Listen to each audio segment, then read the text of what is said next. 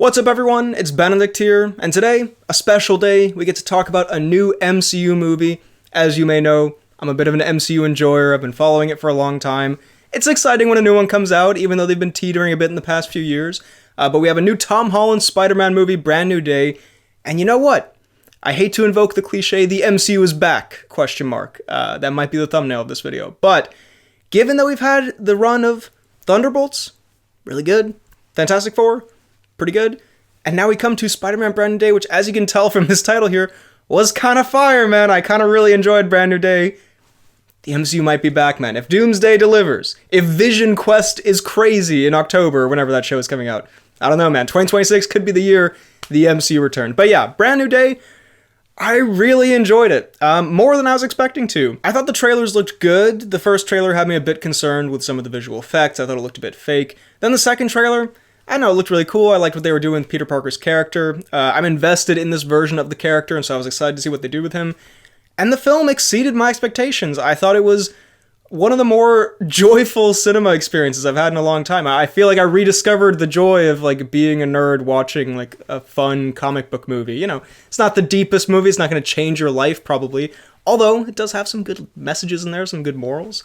Which, again, is, like, something I feel like comic book movies used to have more, where, like, being a superhero was, you know, about being a good person and, you know, believing in yourself and the power of friendship or whatever. I feel like this movie has those kind of, like, cheesy messages, but in a good way. But yeah, it was fun, it was exciting, lots of MCU cameos and setups that I know you can be tired of and sick of and say it's lame and they're overdoing it. This felt fun when they did it here. I don't know, I've complained about MCU cameos and setups for a while, where I'm like, yeah, you know, it's Professor X, it's whoever from, you know, in a post-credit scene. It's not the same. It kind of has a sad feeling to it. Here, it reminded me why I liked those in the first place. It is actually kind of fun to see some characters cross over, to have some comic book characters interact. So yeah, let's get into it. Overall, man, I had a great time here. I really enjoyed this. First of all, I think the main point here, Tom Holland, the redemption starts now. I feel like the past few weeks I've been going in a bit on Tom Holland because I was not crazy about his performance in The Odyssey, and I was starting to think, you know what? Is Tom Holland a fraud, question mark? If I do an Actors on Fraud watch video, Tom Holland might have been on there because, you know, I think he's good as Spider-Man, but I didn't love him in The Odyssey. And what has he done besides that? Uncharted, Cherry, you know what I mean? Here, he proves that, okay, he is a good actor. He is certainly a good actor. I think he's very suited to the role of Peter Parker, or maybe this kind of movie, you know, more of a comic booky, more of a fun kind of blockbuster. I don't think he was very suited for The Odyssey personally. He is great here. I think this might be my favorite Tom Holland performance. I was going to say as Spider-Man, maybe in anything. I love what they did with the character of Peter Parker. I've talked about this before, but this version of the character is my version. You know, people talk about Tobey Maguire and, okay, I was going to say Andrew Garfield. No one talks about Andrew Garfield. But, like, people talk about Tobey Maguire as like, oh, I was a kid when I watched that, and I was just like Peter Parker, I was a nerd, whatever. I was 15 when I saw Homecoming, and I felt like he was a relatable version, you know, more relatable than Peter Parker, who's this, like, or Tobey Maguire, who's this 1950s nerd, like, running after the school bus, and, you know, his pants are falling down or whatever. I felt like this was, okay, he's a, you know, a guy who likes nerdy movies, and he, you know, has a couple friends, and he's nervous talking to girls, and it's like, hey, 15-year-old me watching that? I was like, dang, that's me, bro. I can see myself in this character. But point being, I've been following this guy for, 10 years now, 2016 with Civil War, and been invested in that character and felt like I'm, you know, kind of going on this journey with him a little bit. Been more invested in this character than most MCU characters in that time. And so seeing him now, 10 years later, as an adult, struggling with more adult problems, there was something, like, quite powerful about it. I don't know. Again, I just haven't felt, like, connected to a Marvel movie character in a long time. It's kind of just like, comic book noise, whatever. You know, Thunderbolts was cute, but I didn't, like, I wasn't dying to see what would happen with the Red Guardian or whatever.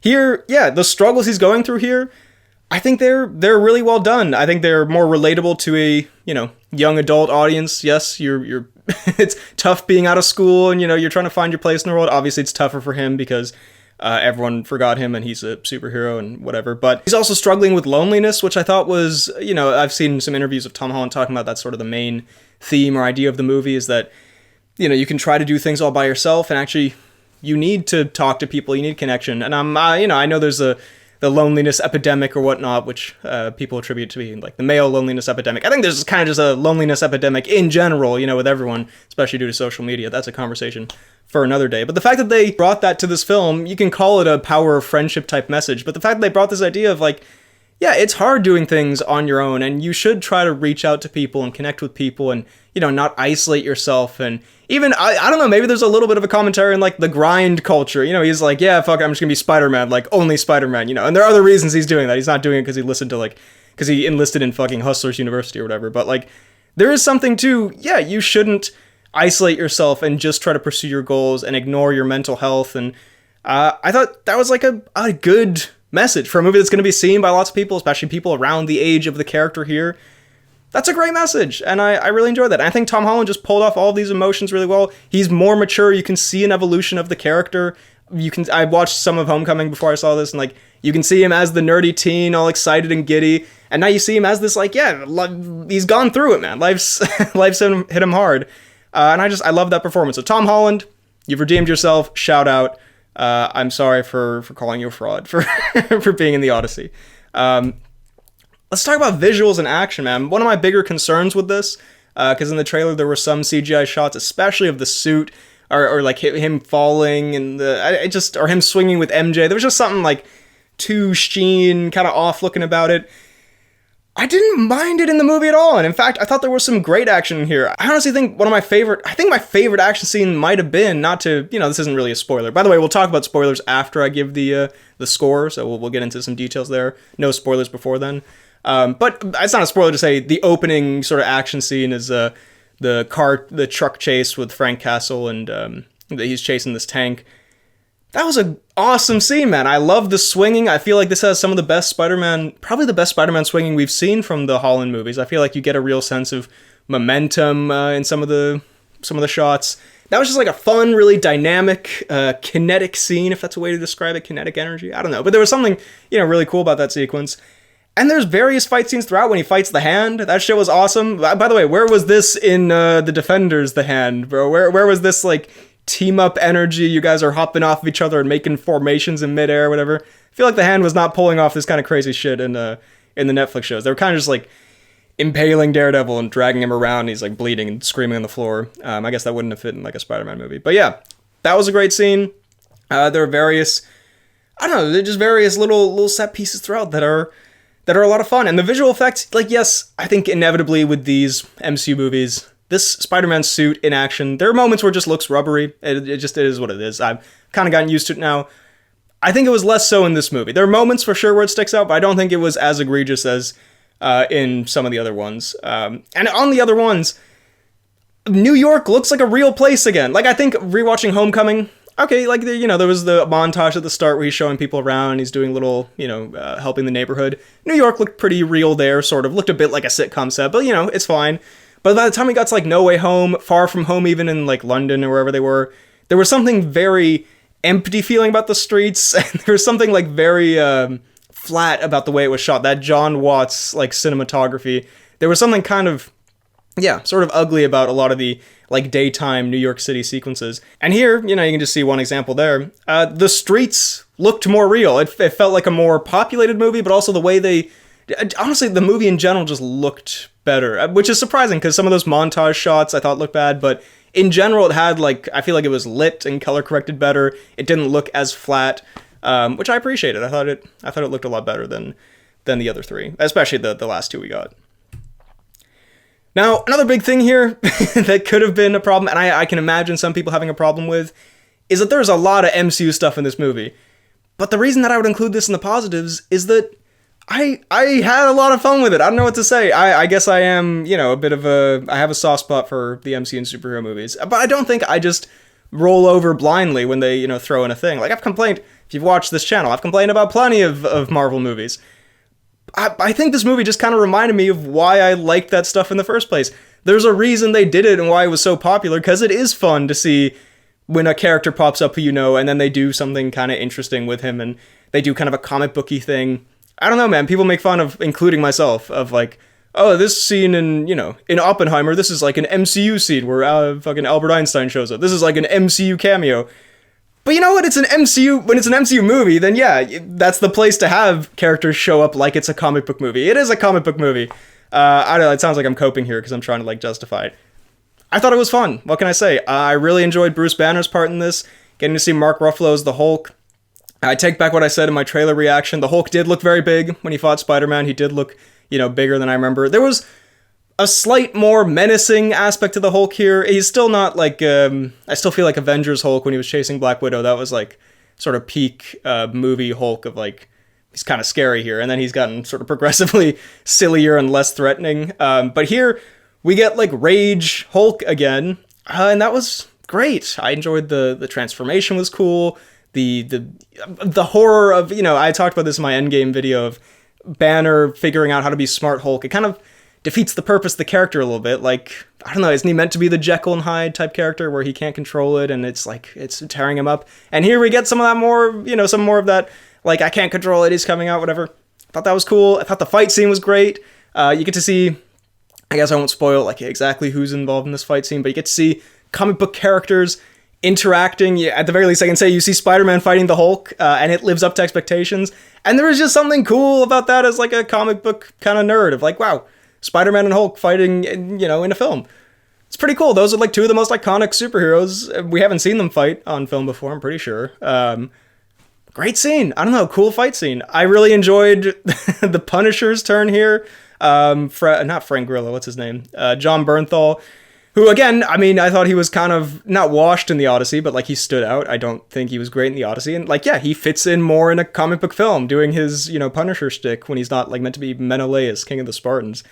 And he was great here. He is, I mean, it is sort of funny that, like, we just saw the Punisher in the most brutal, violent thing the MCU has ever produced, where he's just, like, going around fucking stabbing and shooting, like, an entire town. And now he's doing, a fun banter thing, kind of the tough cop with the rookie kid kind of vibe with Spider-Man. But if you ignore that, they had a great dynamic. It was fun to see, the sort of, he's not even plucky anymore, really. He's been through a lot of shit, but the younger Peter Parker and the more grizzled Frank Castle and the way they would bicker and argue. Yeah, it didn't even have like an old man with a young kid kind of thing. It just had more like, I don't know, a charming, buddy cop kind of dynamic. And he has, again, without spoiling it, he has some moments where he has to act a little bit differently, I guess, or do some unconventional acting for Jon Bernthal's The Punisher. And those are funny moments. I'm sure there'll be Instagram reels and memes of like, yeah, this is really the same Punisher. And it's, like him having his family murder juxtaposed with some of the silly, goofy gags he does in here. But I thought they were funny. I don't know. It's the MCU, man. It's not that fucking deep, I guess. Like, I don't know. If the character's a little bit inconsistent across the multiple platforms of media and formats and shows, whatever, it's worth pointing out, but I don't think it didn't like ruin the movie for me. Yeah, he's good. And we have Michael Mando returns as Scorpion, not a huge role, but that was another little fun callback. And there are other MCU things that I will not talk about in spoilers, although some of them have been like sort of confirmed, I think. Don't want to spoil anything if you haven't seen it yet, so I won't get into that yet. We'll talk about that later. But overall, man, this just felt also like, I don't know, I talked about this with the Doomsday trailer weirdly when we were seeing like the skyline, and I was like, dang, it would be nice for the MCU just like feel like a world again, not just these random Disney Plus shows that kind of sometimes feel like they're filmed in like a closet or they're like sectioned off away from the main MCU and don't really matter. Like, it'd be nice if this thing felt like a cohesive world again. And I feel like here with, calling them cameos and setups, I mean, just characters from the universe being part of the story worked into the thing. It was just fun. It felt like like this MC world again. I am curious, where is, I guess it's sort of a spoiler by omission. There's some people who are not in this that it's like a little surprising, and I'm not mad because I'm like, no, I didn't get to point and clap at more things in the movie, but more just like, yeah, from a story perspective, a little curious where certain characters were, but I'm happy with what we got. It was cool. And again, I haven't felt this way about an MCU movie in a long time, where like, Thunderbolts was fun. Thunderbolts was like a fun movie, and I was enjoying the chemistry of the characters, but it wasn't like it was a low-key movie. It was, it was not like an event-feeling movie, where this felt like a superhero event movie. I don't know, I like those. I've liked those for most of my life, and so I enjoyed that. Yeah, okay. Similar, man, this is such like a joy-maxing fucking like lollipop propeller hat slide here. But basically what I was just saying, just made me happy. I enjoyed the movie. I think it was also funny. This is something that I feel like the Spider-Man movies actually have had over a lot of the other MCU movies. I think they are some of the funnier MCU movies. Rewatching Homecoming, or at least the first bit of Homecoming, that's a funny movie, man. That movie made me laugh like multiple times in the first 30 minutes. And here, yeah, they're just like little gags, little moments that are fun. But also on the like classic superhero message, and like made me feel good and joyous. I like this superhero message about like being a good person beyond Peter Parker, like rediscovering himself and how he can't isolate himself. There's something, he thinks about the lessons he's learned over the years from people like May and whatnot, and his own approach to life of like, he's just like trying to be a good person. It's not like as on the nose as the Superman movie last year where, the punk rocker be a good person message. But I like this sort of theme that I'm seeing of like, I don't know, just some superheroes can just be good people who are trying to do selfless, noble things and help others. And, and sometimes they need to learn lessons about helping themselves as well. And they can't save everyone. They need to take care of themselves as well. But I feel like we had a period where, you're trying to subvert superhero cliches. And so heroes are really dark or they have twisted, backstories or whatever. And that's fine and good for some of them. But I also think it's nice to have like at the core of like, I don't know, the core of these characters, at least to me, and, when I was growing up with them, is like, superheroes are good, especially young people, children's entertainment, because they teach you lessons about, great power, great responsibility, try to be a good person, try to be good to the people around you. Like, I don't know, just the character of Peter Parker, like, just being a good guy. Yeah, it was just nice, and it didn't feel, that's the thing, yeah, I feel like superhero characters, they got really generic and cliche, they're all quipping, guys who like have maybe they're slightly snarky but they have a heart of gold, and then there's like characters who they try to make more deep and dark and twisted and subvert the superhero genre. And again, those can be good in their own ways, but I do like just a good guy. He's just a good dude, and it just made me feel like, I don't know, happy and stuff, nice to feel happy watching movies, I guess. It's not a perfect movie for sure. And I'll be honest, like, I'm coming off the high of, like, man, I really enjoyed that. That was such a fun experience. If I'm being totally honest, if I rewatch it, like, it's probably not as great as I'm, like, saying now. It's super fun. It's a good time. It's well made. But there are, like, aspects of it, especially in the third act, I feel like, that are not flawless. I think it's a little bit of a mess as, like, the structure of the movie. It's a lot of, like... it's a lot of stuff in one movie, and it doesn't really have, and that's not true, I was gonna say it doesn't have a coherent through line. It does, but as opposed to something like Homecoming, it does kind of spin off in, various directions, which is cool. Like, that was part of why the marketing kind of works. I was like, I don't really know what's gonna happen in this movie. I don't really get, like, what the main idea of it is exactly. And that's because there are, like, a few main ideas. There's, like, a central theme, again, about, Peter Parker's journey, and that relates to other characters in the movie, who I won't spoil. But there is a lot going on here. There's, like, especially, I feel like in the first hour or so, I feel like it kind of pings around to different plots, like, kind of, that don't feel, like, super connected at all times, where, we're dealing with this Peter Parker, as you saw in the trailer, he's going through some kind of transformation, he's trying to figure out what's going on with him. And then we ping back to no one remembers him, and, MJ and Ned, and that's kind of deep and all that kind of stuff. And you're like, oh yeah, right, that's part of this. And then we ping back to the main villain plot, and, what the main villain and what's going on with the, the kind of story of the movie. And you're like, oh, right, that's happening as well. And they do definitely weave together, and they tie together. But there was, like, a slight disconnected feeling to it. And then towards the end, again, the things tie together. But then we get a lot of, I don't know, we start to get maybe some more backstory of other characters, who's to say, that, again, don't come out of nowhere, but it's kind of like, okay, and now we're doing this thing with the movie. And it ties together in a cohesive enough way where I thoroughly enjoyed it. I wasn't like, this is incomprehensible. I will say, another note, it might be like a little bit incomprehensible to someone who's like less familiar with the MCU. I keep thinking about my mom when she watches these, because she, watched a lot of MCU stuff with me when I was growing up and getting into it, and they were relatively easy to follow back then. It's like, okay, yeah, Iron Man's fighting the bad guy, and here it's like, I'm sure when she sees it, she'll probably enjoy it, but she'll be like, yeah, who's the guy? Am I supposed to know the guy who kept showing up, the Frank guy, and like, why do they not remember him again? Was that something, did I see that movie where, like, I feel like the general public, there might be some, and again, not to spoil some things that happen in this, but there might be things where, like, am I supposed to know what that means? And yeah, there's an element of that for sure. It has that later stage MCU problem a little bit of like, there's a lot of elements here that don't break the movie, but kind of could leave you scratching your head a bit of like, am I supposed to remember who this is if you don't follow these really well or really closely? But yeah, in terms of just its structure as a movie, yeah, it's a little all over the place. I can definitely understand if someone thinks it's a bit of a mess. I could understand if someone also thinks it's a little bit of like, not a placeholder movie, because like it has a point for the character. It definitely has points for the future of the MCU. There are definitely things that are set up, but it is like, I don't know, a little bit of a, I could understand if someone thought like, okay, like I could understand it doesn't really have like as complete a feeling as some other superhero movies, I guess. I don't know really how to articulate this because I don't really feel this way, but if someone did feel that way, or it's like, okay, what are we doing here? This is kind of like a bunch of bullshit. Like if someone felt that way, I couldn't totally fault them. I didn't feel that way, but I can see where someone would come from. So yeah, there are complaints with it. It's not a perfect movie. However, overall, we're going to get to spoilers after this, by the way. Overall, I'm going to go 4 stars, man. I know it might seem high, and in the future, it might drop down to 3.5. But I really liked it. And again, I judge movies, generally speaking, on what they're trying to be, because I feel like there might be some people being like, you really gave this a higher rating than The Odyssey, bro. Like, what the fuck is wrong with you? MCU, nerd, soy, face.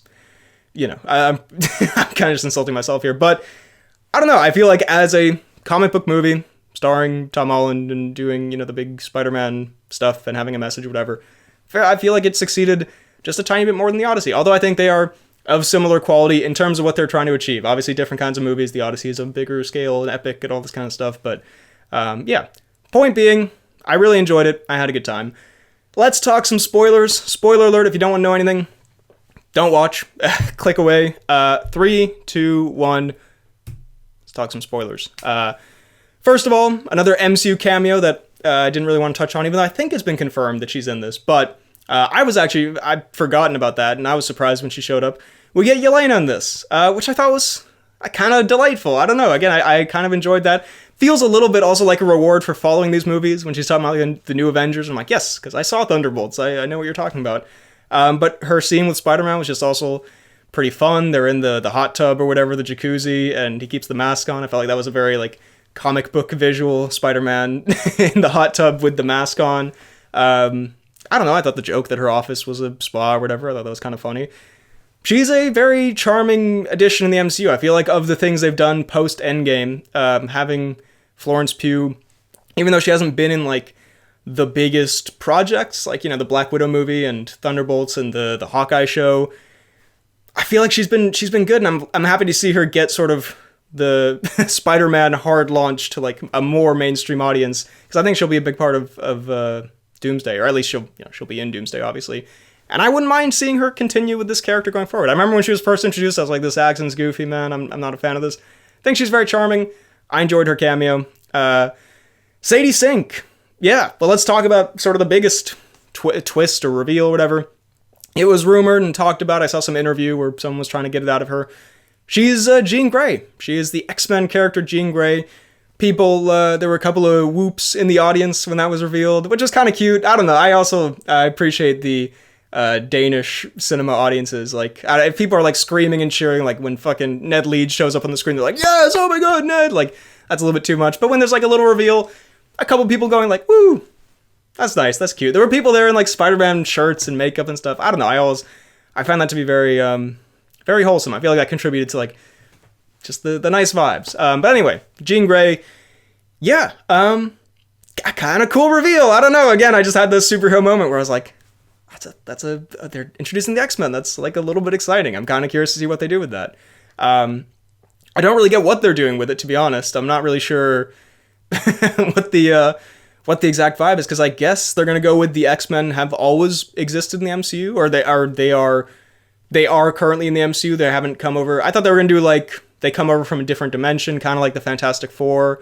But no. But I mean, maybe who knows what's gonna happen with Doomsday and Secret Wars. But here it seems to be maybe not that they've always existed, but now they're gonna start popping up as like a younger version of this cast. Which, by the way, I talked about this in another video. I'm very happy to see like some young blood in the MCU. Like we're bringing back Ian McKellen and Patrick Stewart, whatever, for Doomsday. Just the Doomsday concept art where it's like, man, these people look a little bit old, man. Like Paul Rudd looking a little little weathered here. Like, to get some new, up and coming actors who people are excited about to play these characters, that's exciting to me. And yeah, so I guess the mutants are going to start popping up in the MCU. We've established something about mutation in Ms. Marvel, maybe. She's a mutant, and someone showed up at the end of the Marvels. It might have been Beast, but that was the Kelsey Grammer version.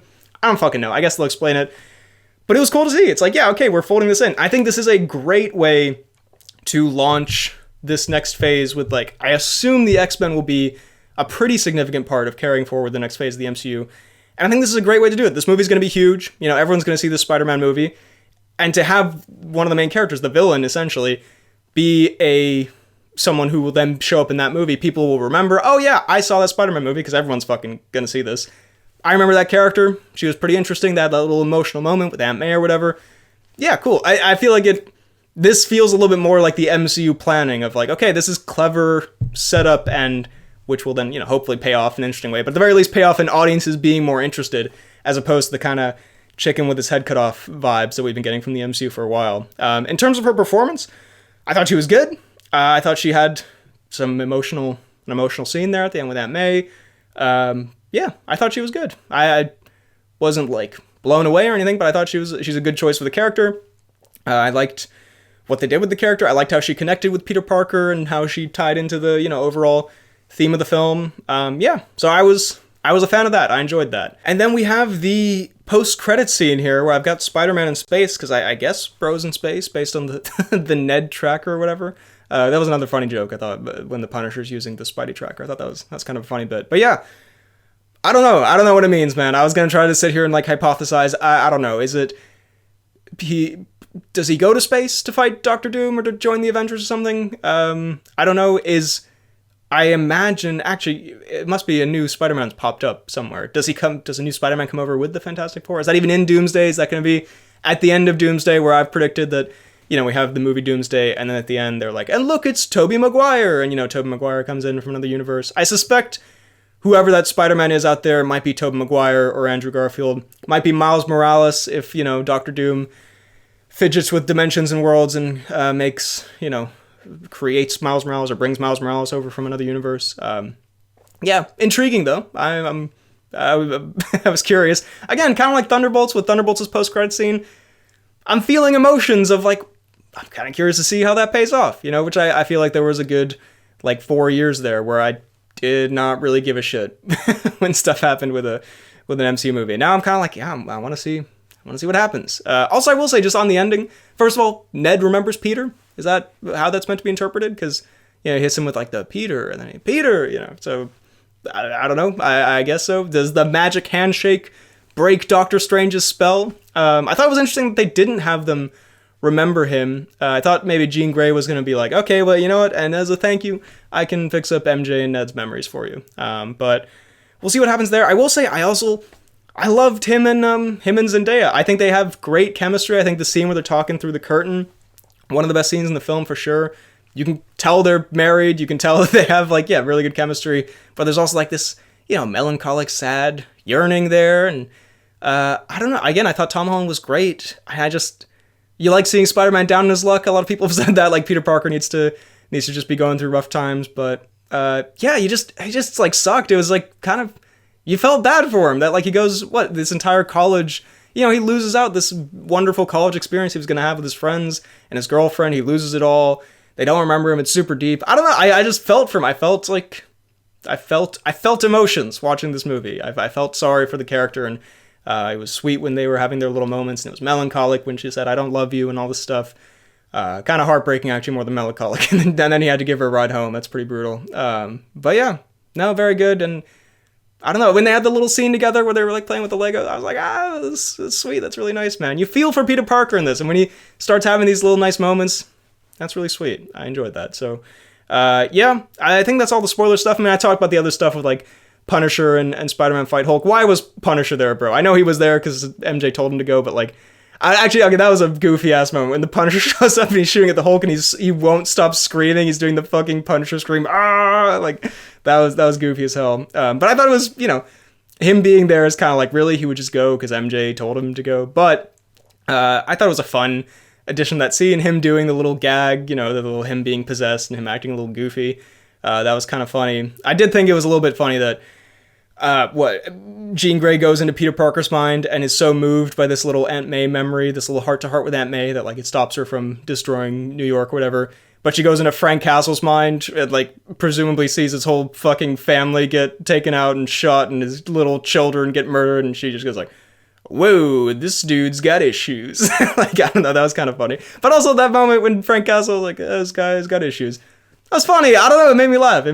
I thought that was like a funny little bit. Even though, again, you compare it to like how he's been portrayed in other movies. You know, maybe some people would have a problem with it, but whatever. Overall, I really enjoyed this movie. It was a good time. What did you think of Spider-Man Brand New Day? Let me know your thoughts down below in the comments. While you're at it, be sure to like this video, subscribe to the channel, check out my main channel, BHL Hudson, my podcast, The Poorly Planned Podcast, my Letterboxd, Real BHL Hudson, and my Instagram, BHL_Hudson. Thank you for watching. I'll see you next time.